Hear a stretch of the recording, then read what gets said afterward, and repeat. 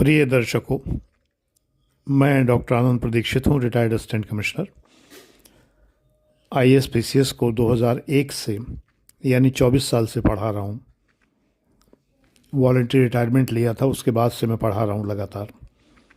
आज का मेरा जो विषय है वो मार्क्सिज्म की थीसिस और एंटीथीसिस है। यानी मार्क्सिज्म के विषय में मैं आपको कुछ प्लस पॉइंट्स और कुछ माइनस पॉइंट्स बताऊंगा। सोशलॉजी के विद्यार्थियों के लिए तो ये बहुत इम्पोर्टेंट है ही लेकिन आपके निबंध लिखने के लिए ये विषय बहुत ही महत्वपूर्ण है। विस्तृत वीडियो है ये, बहुत छोटा वीडियो नहीं है। पहले तो मैं आपको बता रहा हूँ कि जब मैं बीएससी में पढ़ता था तो मेरी लाइब्रेरी, जनता कॉलेज बकेवर इटावा की लाइब्रेरी जो थी, बहुत विस्तृत लाइब्रेरी थी, बहुत बड़ी लाइब्रेरी थी। उसमें से एक खाना पूरा, एक सेक्शन लाल लाल किताबों से भरा हुआ था। लाल रंग के कवर उन किताबों पर थे और उसमें मार्क्स, एंगल्स, लेनिन वगैरह वगैरह नाम देखने में आते थे। दास कैपिटल किताब जो है अंग्रेज़ी में और हिंदी में पूंजी रखी हुई थी। इसके अतिरिक्त और बहुत सारी पुस्तकें मुझे बड़ी आकर्षित करती थी। मैंने 2 किताबें इश्यू कराई एक बार।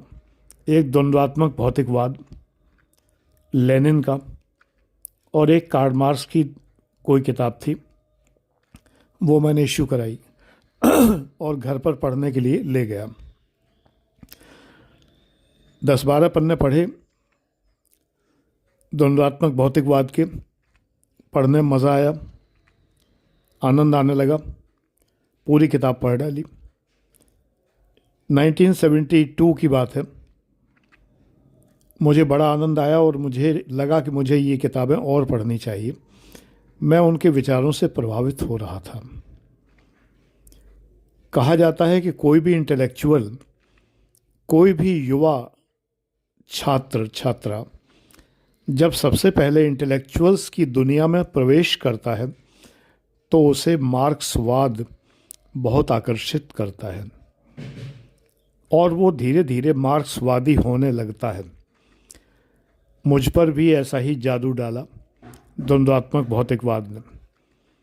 फिर मैंने पूंजी इशू करानी चाहिए तो वो इशू होने में एक दिक्कत थी कि वो 3 भाग में थी और 2 किताबें ही एक बार में इशू होती थी। तो मैंने उसके 2 भाग इशू करवाए, फर्स्ट पार्ट, सेकंड पार्ट। पढ़ी तो मुझे समझ में नहीं आई। 5-6 दिन बाद मैं वापस कराया। 1 हफ्ते के लिए इशू होती थी किताबें। 5-6 दिन बाद मैं उसे वापस कराया पुस्तकालय को वापस दे आया। दास कैपिटल मेरी समझ में नहीं आई। मैंने हिंदी में इशू कराई थी, मुझे क्लियर नहीं हुई। फिर मैंने एंगल्स की किताबें ख़रीदी बाज़ार से, बहुत सस्ती मिलती थी उन दिनों, हालांकि वो भी बहुत महंगा था उन दिनों। मेरे एक रिलेटिव थे, उन्होंने कम्युनिज्म की किताबों को बेचने के लिए एक एजेंसी खोली हुई थी। वो स्वयं कम्युनिस्ट थे, हालांकि वो पूंजीपति थे, ज़मींदारों के पुत्र थे। मेरी ही लगभग उम्र के हैं वो, मुझसे 1-2 साल की छुटाई बढ़ाई है, लेकिन वो रिश्ते मेरे भतीजे लगते हैं। तो उन्होंने मुझे कुछ पुस्तकें विक्रय की। फिर धीरे धीरे मैंने उनसे पूरा पुस्तकालय ख़रीद लिया। उस ज़माने में मैंने 18 किताबें कम्युनिज्म पर उनसे ख़रीदी। ये सब मैं आपको ज़्यादा नहीं बताऊंगा, ये मैं केवल अपना बैकग्राउंड बता रहा हूँ कि कहाँ से स्टार्ट हुआ। तो मैंने उनसे वो पुस्तकें ख़रीदी और अगले 10 साल, 8 साल मान लो, मैं उन पुस्तकों को पढ़ता रहा, प्रभावित होता रहा। तभी पीसीएस का एग्ज़ाम दिया मैंने 1981 में, 8 साल बाद, 8-9 साल बाद पीसीएस का एग्ज़ाम दिया। प्रोफेसर तो हो चुका था मैं पहले ही। पीसीएस का एग्ज़ाम दिया तो सोशलॉजी में सब रखा हुआ था, जो मैंने पढ़ा हुआ था वो सोशलॉजी ऑप्शनल के अंतर्गत सारा का सारा रखा हुआ था। बहुत सारे चैप्टर थे कम्युनिज्म के ऊपर, मार्क्सिज्म के ऊपर, डायलेक्टिक्स के ऊपर, द्वंद्वात्मक भौतिकवाद के ऊपर। मेरा बड़ा काम हल्का हो गया और मैंने पीसीएस क्लियर किया, ट्रेजरी अफसर हो गया। फिर मैंने जनवादी संघ लेखक संघ की मीटिंग भी अटेंड की। भैरव प्रसाद गुप्त उसके अध्यक्ष थे। अमरोहा में मीटिंग हुई उसकी। मैं मुरादाबाद में ट्रेजरी ऑफिसर था। मैं बाकायदा सम्मेलन में शामिल होने गया। तब मुझे पता चला कि सरकारी अधिकारी इस सम्मेलन में शामिल नहीं हो सकते। तो मैं आधा छोड़ के चला आया। वहाँ किसी ने मुझसे कहा कि आप सरकारी अधिकारी हैं, आप कृपया इस सम्मेलन में शामिल ना हो। सरकार की निगाह में कम्युनिस्ट होना बुरी बात है। अगर आप कम्युनिस्ट हैं तो मन में रखिए, लेकिन कम्युनिस्ट हैं ये जाहिर मत कीजिए। मैं कम्युनिस्ट तो नहीं था। मुझे कम्युनिज्म में अच्छाइयाँ बुराइयाँ दोनों नज़र आती थी। मैं जनवादी लेखक संघ में सम्मिलित होने सिर्फ इसलिए गया था कि मैं कमियां बता सकूं, मंच से बोल सकूं।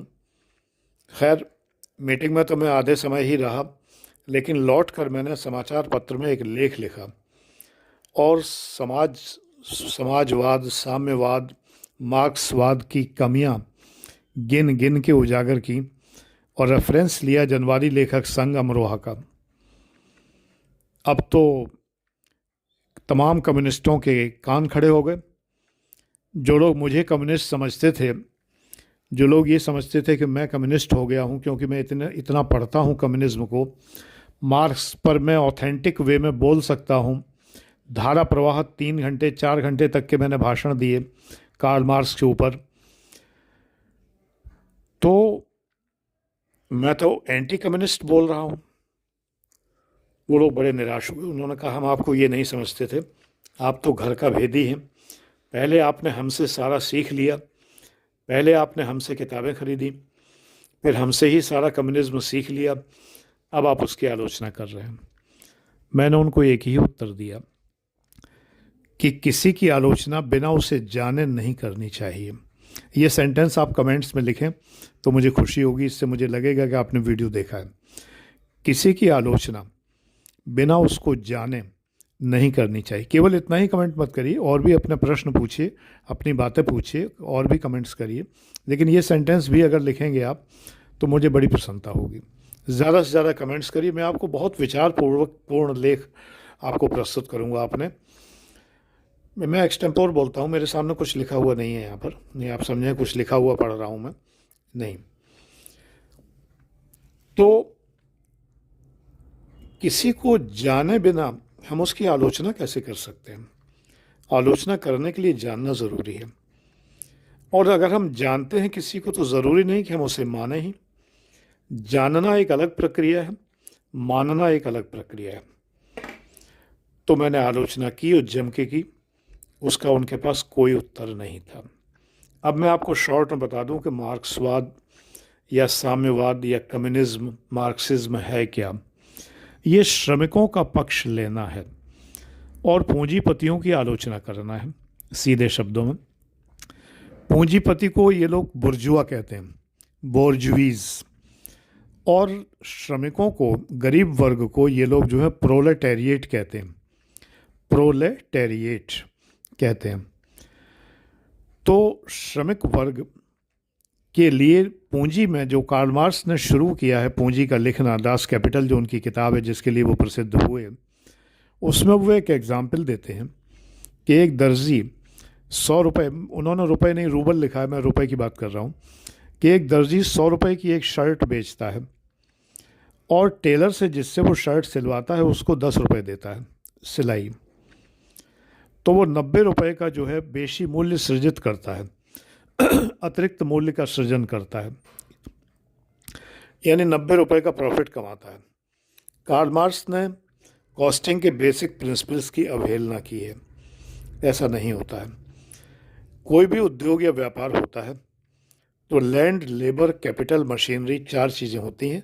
श्रम उनमें केवल एक हिस्सा है, बाकी 3 चीज़ें पूंजीपति जुटाता है।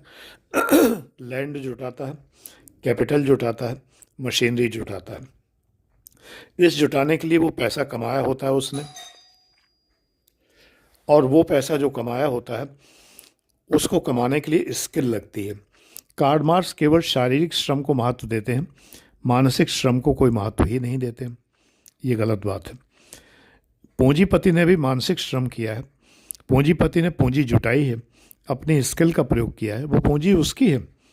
उस पूंजी पर श्रमिक का अधिकार नहीं है। श्रमिक का हिस्सा है वो उसको दे दिया गया। और मजदूरी जो है वो कौन तय करता है? मजदूरी बाजार तय करता है। एक चौराहे पर लेबर खड़े हुए हैं, 50 मजदूर खड़े हुए हैं। आप मकान बनवाने के लिए जाते हैं और मजदूरों से मजदूरी का भाव पूछते हैं। एक कहता है 500 रुपया रोज़ लेंगे, दूसरा 450 में तैयार हो जाता है, तीसरा 400 में ही तैयार हो जाता है। तो इसका मतलब बाज़ार ने तय कर दिया कि लेबर का भाव 400 रुपये रोज़ है। ये बाज़ार ने तय किया, पूंजीपति ने नहीं तय किया, आपने नहीं तय किया। आपकी क्या मजाल है जो आप तय करेंगे? आप प्लम्बर बुलाते हैं, आप पूंजीपति हैं, मकान मालिक हैं, आपके घर में नल की फिटिंग लगी हुई है, बढ़िया जागुआर की फिटिंग आपने करवाई हुई है, शानदार, आपने जो है लाखों रुपए की फिटिंग करवाई हुई है अपने घर में, और कहीं कोई नल लीक करने लगता है तो प्लम्बर बुलाते हैं। प्लम्बर आपसे 1200 रुपये का बिल बताता है तो आप 1200 रुपये उसे देंगे, थोड़ा बहुत मोल भाव करेंगे, ज़्यादा से ज़्यादा 1200 के 1000 हो गए, लेकिन जो प्लम्बर मांगेगा वही तो आप देंगे। ऐसा तो नहीं कि आप कहेंगे नहीं मैं 200 रुपये दूंगा, जाओ ले भाग जाओ। पूंजीपति के हाथ में कहाँ है मजदूरी? मार्क्स ने यही माना है कि मजदूरी देना पूंजीपति के हाथ में, मजदूरी पूंजीपति निर्धारित करता है। ये सर्वदा सत्य नहीं है, ना तब सत्य था ना अब सत्य है, ये एंटीथेसिस है। मार्क्स ने एक्चुअली डायलेक्टिक मटेरियलिज्म में एक शब्द प्रयोग किया हुआ है जिसमें वो कहते हैं कि कोई विचार, कोई वस्तु पहले होती है तो उसकी प्रतिवस्तु पैदा हो जाती है, एंटीथेसिस पैदा होती है। जैसे कोई चीज़ है, बीज है, तो बीज फूटता है तो उसमें से पौधा निकलता है, तो पौधा जो है बीज का एंटीथेसिस है। फिर पौधा जो है फलता फूलता है, उसमें से फल निकलते हैं, तो फल जो है वो पौधे के एंटीथेसिस हैं। तो ये सिंथेसिस हो गई। पहले थीसिस होती है, फिर एंटीथेसिस होती है, फिर सिंथेसिस है। हालांकि ये कार्ल मार्क्स का अपना विचार नहीं है, हीगल से उन्होंने लिया है। हीगल ने कहा है कोई विचार होता है तो तुरंत ही उसका उल्टा विचार पैदा होता है, यानी कोई दूसरा विचार उस विचार पर आक्रमण करता है, यानी थीसिस पर एंटीथेसिस आक्रमण करती है। फिर उसके बाद एक नया विचार बनता है, यानी थीसिस और एंटीथेसिस को मिलाकर उसको सिंथेसिस कहते हैं। सिंथेसिस पर फिर आक्रमण होता है, यानी एंटीथेसिस पैदा होती है, और एंटीथेसिस और सिंथेसिस मिलकर एक नई सिंथेसिस बनती है।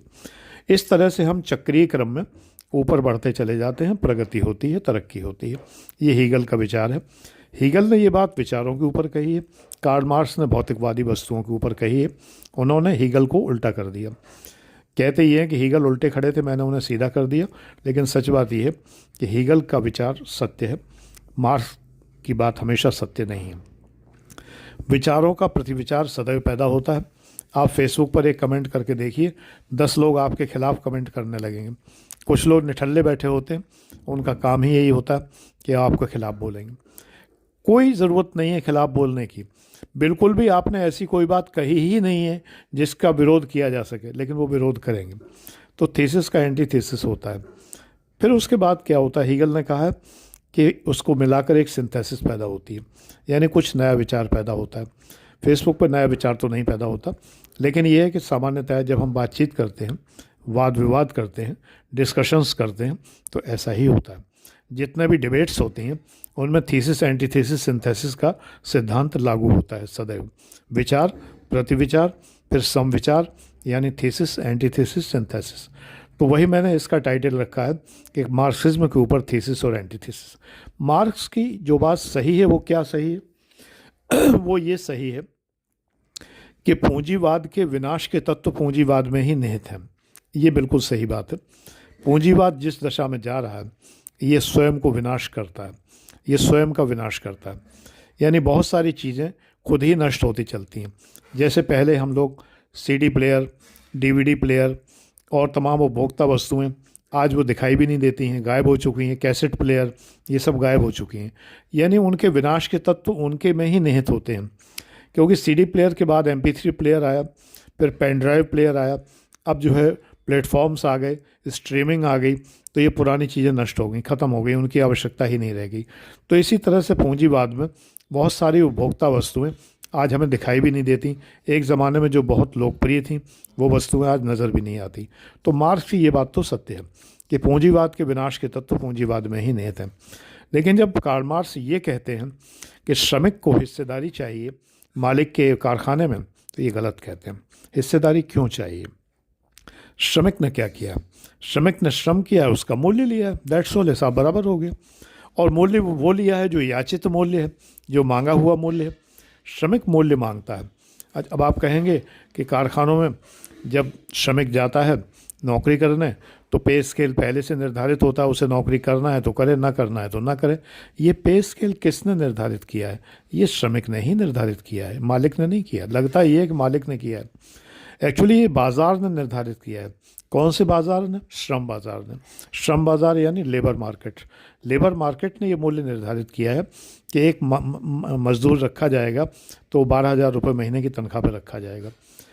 एक सुपरवाइज़र रखा जाएगा तो 18,000 रुपये की तनख्वाह पर रखा जाएगा। एक उसके ऊपर भी एक रखा जाएगा फोरमैन, तो वो जो है 24,000 की तनख्वाह पर रखा जाएगा। ये तय कौन करता है? मालिक नहीं तय करता। सभी कंपनियों में लगभग सेम रेट होते हैं, तो ये रेट कौन तय करता है? श्रमिक बाज़ार तय करता है, क्योंकि श्रमिक का याचित मूल्य होता है। ये श्रमिक बाज़ार का याचित मूल्य है, मांगा हुआ मूल्य है। इस मांगे हुए मूल्य पर ही वो नौकरी करता है। तो इसलिए ये भ्रम में न रहें। तो कार्ल मार्क्स ने ये बात गलत कही। दूसरी बात यह है, कार्ल मार्क्स ने कहा था कि उन्होंने सिद्धांत दिया था थ्योरी ऑफ हिस्टोरिकल मटेरियलिज्म, जिसमें उन्होंने कहा था कि पांचवी अवस्था जो है वो समाजवाद आएगी, यानी पूंजीवाद। पूंजीवाद के बाद जो है समाजवाद आएगा। वो नहीं आया। जो श्रमिकों के आधार पर जो आंदोलन हुआ था 1917 में, 1917 में रूस में 15 देशों ने मिलकर यूएसएसआर बनाया था, वो 1990 में ध्वस्त हो गया, ख़त्म हो गया। तो एक तरह से मार्क्सिज्म का पराभव हो गया। इस समय वर्ल्ड में कोई भी देश कायदे से मार्क्सिस्ट नहीं है, कोई भी कम्युनिस्ट देश संसार में इस समय नहीं है। सभी पूंजीवादी हो चुके हैं, सब पूंजी कमा रहे हैं, सब पूंजी में विश्वास करते हैं, और सभी लोग मार्क्सवाद से बहुत दूर जा चुके हैं। इसलिए मार्क्स के सिद्धांतों का पराभव तो हो ही चुका है। इसलिए कम्युनिज्म एक व्यर्थ की चीज़ है, बेकार की चीज़ है। आज के ज़माने में कम्युनिज्म का कोई औचित्य नहीं है, कोई मूल्य नहीं है। बस ये था कांग्रेस की सरकार में, क्योंकि कांग्रेस कम्युनिस्टों को सपोर्ट करती थी, इसलिए इनका एक स्थान बना हुआ था। बहुत दिनों तक ये सत्ता में भी रहे, कांग्रेस के साथ अलायंस में रहे, तो इनकी थोड़ी बहुत वैल्यू थी। जेएनयू वगैरह में कम्युनिस्ट विचारधाराएं पलती रहीं, पनपती रहीं। आजकल इनको कोई बिल्कुल भी मान नहीं दे रहा है, तो ये किनारे पड़ गए हैं, और किनारे पड़ना ही चाहिए, क्योंकि कम्युनिज्म आज के ज़माने में समीचीन नहीं है, उचित नहीं है, बिल्कुल भी कहीं से भी उचित नहीं है। इसका कोई भी औचित्य नहीं है, न ये सिद्ध हुआ है समय के धरातल पर, न ये सिद्ध होगा कभी भी।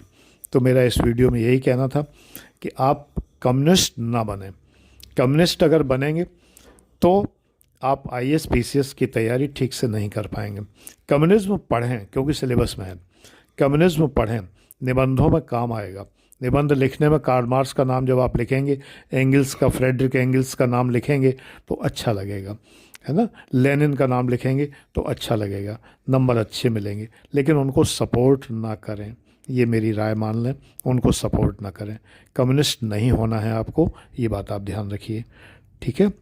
तो फिर ठीक है, doctor Anand Pradikshit signing off now. Okay, thank you.